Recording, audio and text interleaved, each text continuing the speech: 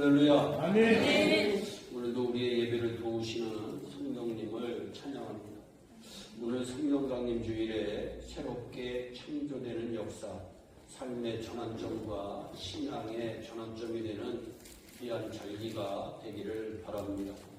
지난 5월 21일은 여름 절기 중 하나인 자글소 찰만의 소만이었습니다.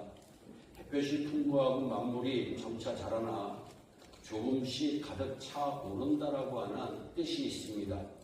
보리가 익어가고 모내기에 한창 바쁜 시기입니다.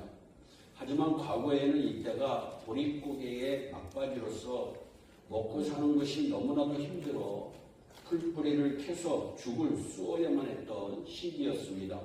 하지만 하나님의 은혜로 한국전쟁 이후 70여 년 만에 대한민국은 경제대국이 되었으며 지금껏 새롭게 성장하고 변화해 오고 있습니다.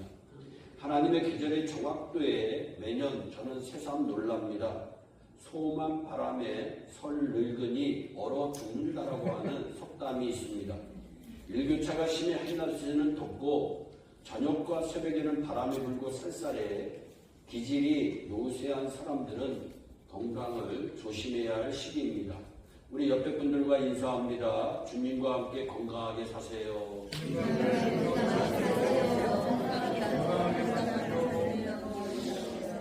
오늘은 성령 강림 주일입니다. 77절 오순절이라고도 부릅니다. 오순절은 50과 관련이 있는데 예수님이 부활하신 후 50일째 되는 날이고 예수님이 부활하시고 40일 동안 계시다가 승천하신 후 10일째 되는 날입니다. 또한 이 오순절은 추수절과도 관련이 있어 심판의 때를 상징하기도 합니다. 마가의 다락방에 있었던 120명의 문도들은 성령의 강림을 통해 예수님께서 승천하실 때 약속하신 재림의 때를 바라보며 간절히 하나님께 기도하고 있었습니다. 예수님을 바라보며 사는 사람은 재림을 바라보며 사는 사람입니다. 사도행전 2장을 보면 오순절 그때 갑자기 하늘에서 강한 바람이 부는 듯한 소리가 나더니 온 집안을 가득 채웁니다. 그리고 불길이 솟아오를 때 혓바닥이 갈라진 것 같은 혀들이 각 사람 위에 내려앉습니다. 그러자 그들은 모두 성령으로 충만하여 성령님이 시키는 대로 각각 다른 언어, 즉 방언으로 말하기 시작했습니다. 이것이 성령 강림절의 시작입니다. 어떤 큰 교회에서 목사님이 설교를 하시는데 그날따라 스피커 사정이 좋지 않아 뒤에는 잘 들리지 않았습니다.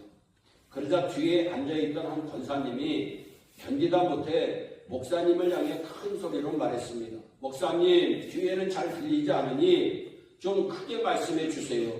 그러자 앞자리에 앉아있던 참견자라고 조금은 주책 없는 집사님이 뒤를 돌아보며 말합니다. 권사님, 괜찮아요. 들을 게 별로 없어요. 우습지만 슬픈 이야기입니다. 강단에서 선포되는 말씀이 하나님의 말씀이고 교회에서 하는 일들이 하나님의 일이라면 들을 게 있어야 합니다. 계시록 2장과 3장을 보면 소아시아 각 7교회를 향해 말씀하시고 난 뒤에 반드시 말씀하시는 내용이 있는데 귀 있는 자는 성령이 교회들에게 하시는 말씀을 들을지어다. 여러분, 우리는 잘 들어야 합니다. 여기서의 교회는 믿는 자 한 사람 한 사람을 의미합니다.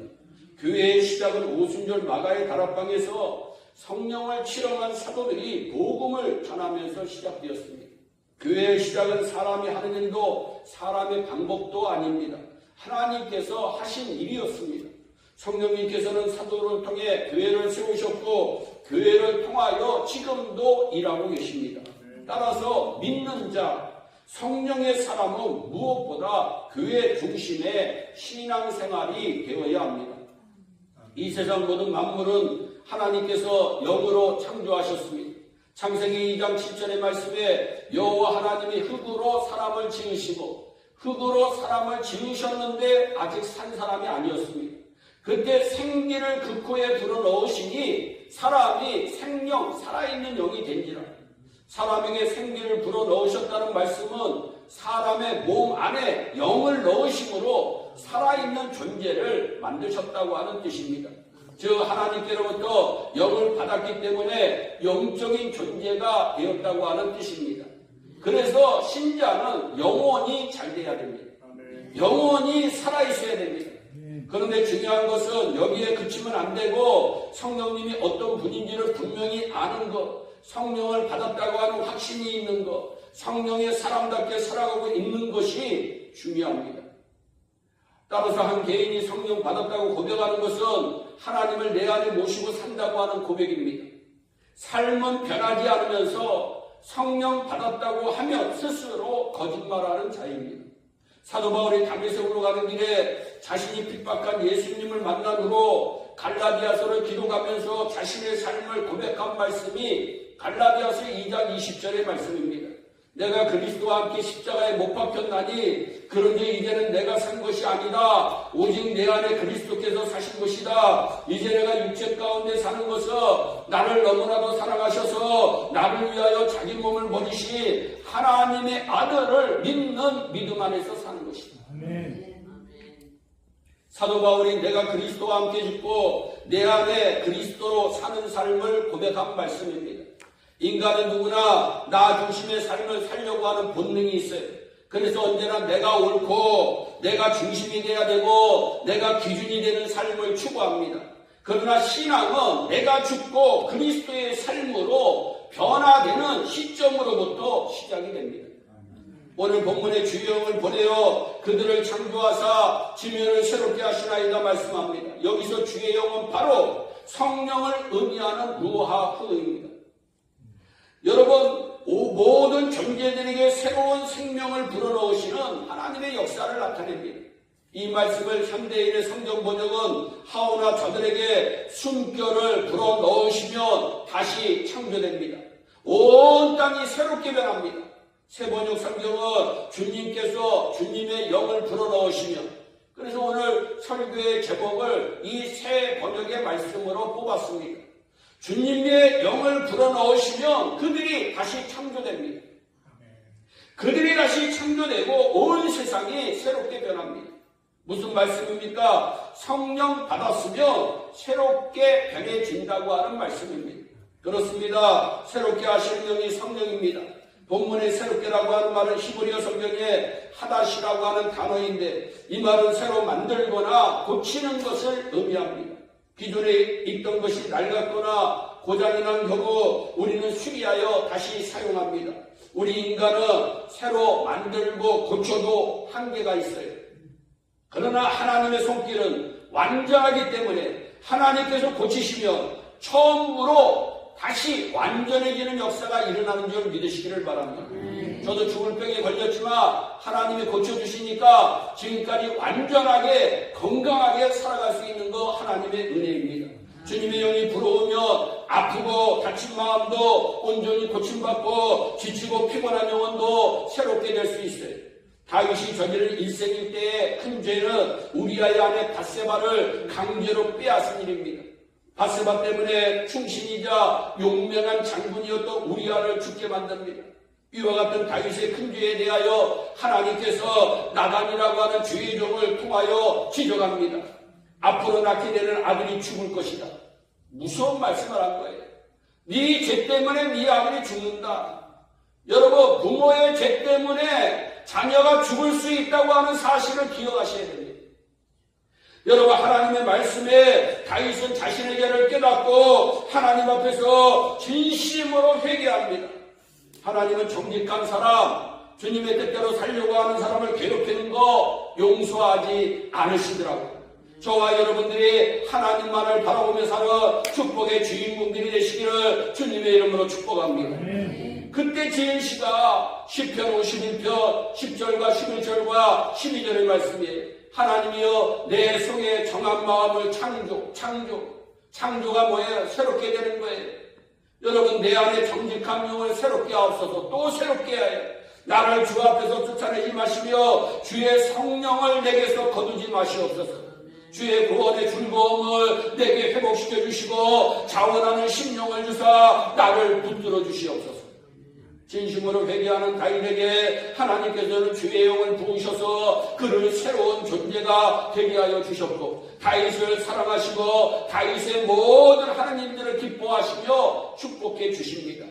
회개가 복인 것이었죠.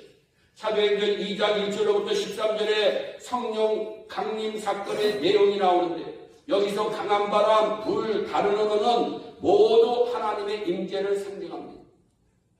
이것을 하나님이 임재하시며 강한 바람에 모든 것이 깨지고, 하나님이 임재하시며 불에 타 제자리에 흔적도 없이 다 타버리고, 이전 것은 다 사라져서 성령이 시키는 대로 방언, 즉 자신도 알지 못하던 말을 하며 살아간다는 것입니다.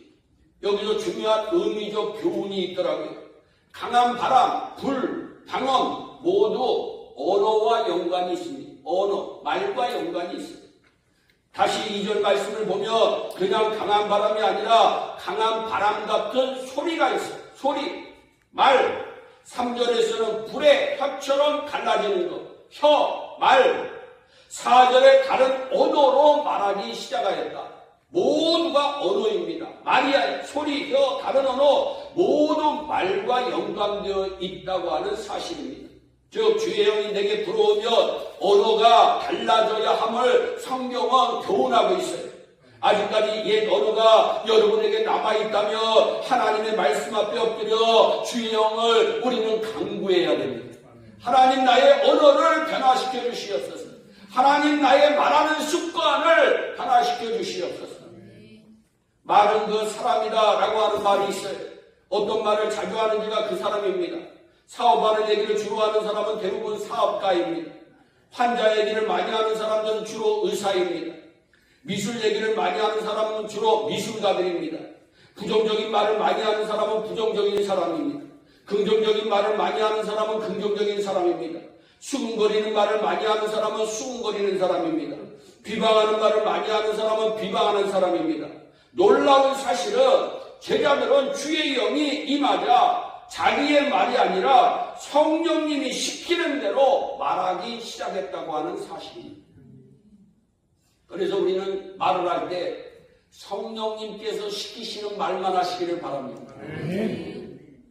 여러분, 성령님이 시키는 말은 어떤 말입니까? 생명을 살리는 말입니다. 힘겨운 이들을 위로하는 말입니다. 격려하는 말입니다. 거짓이 아닌 참된 말입니다. 진리의 말입니다. 이것이 곧 다른 언어 방언입니다.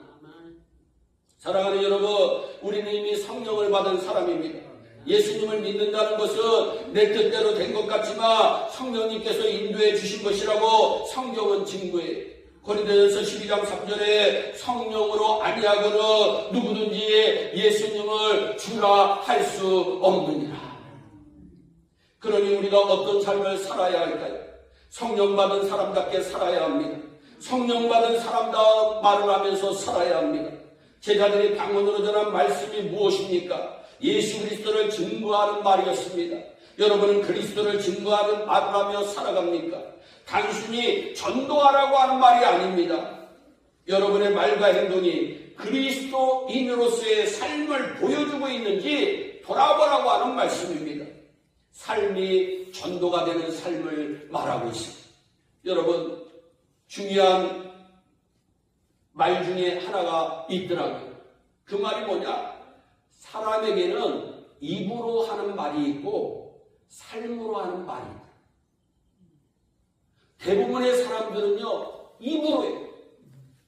좀 이 안 좋은 언어로 주둥이만 있어요. 여러분, 제가 얼마나 많은 사람을 제가 만나겠어요. 정말 여러분들보다 너무너무 많은 사람. 정치가들도 만나고 기업가들도 만나고 목사도 만나고 여러분 어린아이도 만나고 중도 다 만나는데 여러분 입으로만 말하는 사람이 있어요. 그런데 삶으로 하는 말이 진짜입니다. 삶으로 하는 말이 돼야 돼요. 그리고 우리는 다른 사람의 말에 너무 귀 기울여가지고 자기의 신앙을 잃어버려요. 여러분, 내가 직접 본 얘기만 하는 게 진짜입니다. 할렐루야. 여러분, 우리가 그래, 저 사람 은혜 받았네, 저게 뭐 했네, 아닙니다. 내가 얼마나 예수 만난 간증이 있느냐. 여러분, 여러분들의 이야기를 해야 돼요. 그렇지 않아요. 그 교회 뭐 그렇대. 그 목사님 뭐 그렇대. 그 장로님 뭐 그렇대. 그러면 그런 게 자기가 그런 것처럼 되는 것처럼 착각을 해요. 왜? 마귀가 우리의 생각을 가만히 안 둡니다. 우리의 마음을 가만히 안 둬요. 뺏어가요. 그러니까 우리는 지수뿐이 없는데 백전백패. 여러분 어떠한 경우에도 입으로 하는 말이 되면 안 돼요. 여러분 저 사람의 열매를 봐야 돼요. 저 사람이 기도하는 사람인가, 찬양하는 사람인가, 하나님을 위해서 정말 애쓰는 사람인가. 그러면요 여러분 오랜 세월이 지나도요 하나님이 인정해 주시고 사람이 인정합니다. 아멘. 여러분 좋은 소문이 나요. 저는 우리 교회 교우들이 입의 방언보다 삶의 방언을 하는 성숙한 신앙인들이 되기를 주님의 이름으로 축복합니다. 아멘. 여러분 입으로 하는 언어보다 삶으로 하는 언어가 많아졌으면 좋겠어요. 여러분 근데 사람들은요 말로만 목사님 저 목사님 사랑합니다. 장로님 사랑합니다. 사랑의 열매는 없어. 사랑의 행동은 없어. 여러분 그러기 위해서는 성령님의 임재 앞에서 깨져야 해요.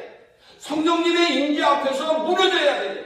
성령의 불 앞에서 흔적도 없이 태워져야 됩니다. 그래서 우리가 이런 얘기 많이 하잖아요. 내 속이 탄다 타.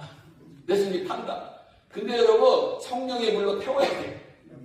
여러분 성령의 불로 태워야 돼요. 성령님이 시키는 말과 그래야 행동을 할 수가 있습니다. 그런데 우리의 삶은 어떻습니까? 깨지기를 거부해요. 나 자신을 드러내려고 합니다. 그런데 앞으로는 성령 감림질 이후로는 나는 죽고 주의 영이 시키는 말과 행동을 하며 살아가는 저와 여러분들이 되기를 주님의 이름으로 축복합니다. 아멘. 그러면 사는 거예요. 오순절 성령 강림 때 성령 충만한 제자들을 보고 많은 이들이 놀랐어요. 그런데 성경을 보니까 몇몇은 조롱합니다. 신기해. 성령의 강한 역사가 있는데 그 중에 몇몇은요 조롱해요. 그들이 세술에 취하였다고 조롱해요. 여러분 이해할 수 없으면 조롱하는 것이 인간의 속성입니다. 내가 은혜 받으면요 저 사람은 은혜 받은 걸 이해해요. 근데 내가 은혜 받지 못하면요 은혜 받은 사람을 비판하는 게 인간의 속성입니다. 생각해 보세요. 우리가 주일 성수하고 교회를 위해 봉사하고 예물을 드리는 모든 일은 세상의 눈으로 보며 여러분 조롱받을 일이에요. 왜 그 자리에 앉아있어? 당신 그렇게 시간 많어? 그러나 여러분 하나님께는 칭찬받는 이름을 믿으시기를 바랍니다. 주일 성수를 잘하고 예배의 정성을 다하고 물질로 땀으로 헌신하고 봉사하며 성령님께서 여러분을 통해서 반드시 일하시는 줄 믿으시기를 바랍니다. 우리 애교회가 엄청난 어려운 일들이 많이 있었지만 지금까지도 건재하게 된 이유는 여러분 하나님이 붙들어주셨기 때문에 누가 보내도 하나님이 지켜주셨기 때문에 하나님이 역사하여 주셨기 때문에 사람이 필요할 때는 사람을 보내셨어요. 물질이 필요할 때는 물질을 주셨어요. 여러분 우리 하나님은 만왕의 왕이시고 만유의 주이시고 전능하신 하나님이심을 믿으시기를 바랍니다. 그래서 주의 영이 나에게 불어오면 나 중심보다 성령님께서 일하도록 우리는 인도함을 받아요. 여러분 내가 열심히 살며 살 길이 열립니다. 그렇죠? 내가 열심히 살며 내 살 길이 열려요. 하지만 내 열심을 성령님이 도우시며 성령님이 일하시고 더 큰 길이 열리는 줄 믿으시기를 바랍니다. 나 혼자서도 능히 이겨낼 수도 있을지 모르겠지만 성령님이 여러분 안에서 일하게 하시도록 기도하시기를 바랍니다. 그것이 성령 받은 사람들의 삶의 방식입니다. 성령님이 도와주시겠다고 하는데 마다하는 것은 지혜로운 삶이 아니라 어리석은 삶이에요. 산책을 하는 것이 아니잖아요. 우리는 지름길을 두고 먼 길로 돌아가는 거 여러분 이거 어리석은 일입니다. 우리는 지름길로 될 수 있으면 가야 돼요. 우리 애교회가 지름길로 가기 위해서는 교회를 위해서 기도 많이 하시기를 바랍니다. 여러분 우리가 애교회가 이제 컨트랙을 맺고 나니까 이 마귀가 또 가만히 있겠어요? 안 있겠어요? 안 있어요. 그러니까 이 마귀가 가만히 안 있으면 어떤 현상이 일어나느냐? 사람의 생각으로 들어가고 마음으로 들어가요. 그리고 자꾸 갈라놓습니다. 교회를 갈라놓게 하고 여러분 이상한 일들이 벌어져요. 그래서 우리는 이 어려우고 힘들 때에는 더 열심히 기도해야 돼요. 아멘. 더 열심히 주님을 바라봐야 돼요. 아멘. 그래가지고 마귀를 물리치고 승리해야 됩니다. 아멘. 마귀 그까이 거. 할렐루야. 아멘. 여러분, 우리는 마귀를 이길 수가 없어요. 어떻게 마귀를 이겨요? 여러분, 우리는 귀신을 이길 수가 없어요. 이긴다고 하는 게 착각입니다. 그런데 내 안에 계신 예수님은, 내 안에 계신 강력한 예수님은 이길 수 있기에 우리는 기도해야 돼요. 하나님 의지해야 되는 것이에요. 성령님께서 여러분 안에서 하나님의 일을 하는 역사가 일어나시기를 바랍니다.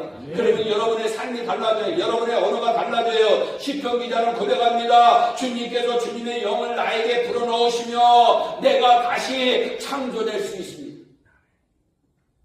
오늘 우리도 우리의 마음과 생각과 삶을 새롭게 하시는 주님의 영을 강구할 수 있기를 바랍니다.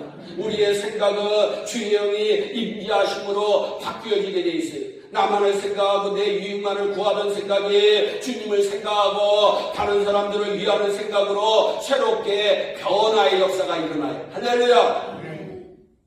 매일이 지치고 피곤하고 상처받는 연약한 우리의 심령도 주의 영이 임재할 때 강하고 담대한 심령으로 새롭게 변화된다. 아멘. 그래서 저는요 그런 얘기를 많이 해요. 내 성격이 어떤 것 같아? 내 인격이 어떤 것 같아? 그러면 저는요 그래요. 후배 목사님들에게 그래? 그러면 그분이 섬기는 교회 담임 목사님에게 가서 물어봐. 여러분 보는 눈이 다 있어요. 얘기만 안 할 뿐이지. 얘기만 안 하는 겁니다. 그러니까 그 목사님은 거기에 그 분에 대해서 너무나도 잘 알고 계세요. 단지 얘기만 안 할 뿐이에요. 왜 얘기를 안 할까요? 왜 얘기를 안 할까요? 상처받을 거. 그렇지 뭐. 상처 받아가지고 교회가 이 교회만 있네. 여러분 우리가 새롭게 변화되어야 됩니다. 새롭게 변화되기 위해서는 주의 영이 우리에게 불어와야 돼요. 아멘. 우리 예일교회가 새롭게 변화되기 위해서는 주의 영이 예일교회에 불어와야 됩니다. 아멘. 되는 일이 없고 늘 실패만 거듭한 것 같던 우리의 삶도 주의 영이 임할 때 성공의 길을 걷는 새로운 인생으로 바뀌어질 수가 있어요. 오직 성령님의 역사만이 가능한 줄 믿으시기를 바랍니다. 새롭게 하시는 주의 영이 내 안에 충만하게 임재하도록 간절히 기도함으로 새롭게 되는 변화가 우리의 생각과 우리의 심령과 우리의 삶 속에 가득하기를 진심으로 소망합니다. 아멘. 성령 강림 주일에 주의 영이 각자에게 불어옴으로 인하여 새롭게 거듭나는 우리 모두가 되기를 아멘. 주 예수 그리스도의 이름으로 축원합니다. 아멘. 기도하겠습니다. 사랑의 하나님 감사합니다. 성령 강림 주일에 하나님의 영이 우리에게 불어오기를 원합니다. 네. 우리 예일교회에 불어오기를 원합니다. 네. 우리 예일교회 성도들의 각 가정에 불어오기를 원합니다. 네. 하나님 저들의 마음이 주님을 향하여 뜨거워지게 하여 주시옵소서. 네. 아버지 저들의 가정의 문제가 해결받게 하여 주시고 저들의 인생을 살아갈 때 성공적인 인생으로 살아갈 수 있도록 주여 복을 내려 주시옵소서. 아멘. 하나님께 인정받고 사람들에게도 인정받는 삶으로 저들의 삶과 인격을 바뀌어 주시옵소서. 그래서 여러분 입으로 말하는 것이 아니라 삶으로 말을 할 수 있는 하나님 그리스도인의 삶이 저들에게서 이루어질 수 있도록 은혜를 더하여 주시옵소서. 감사하고 예수님의 이름으로 기도하옵나이다.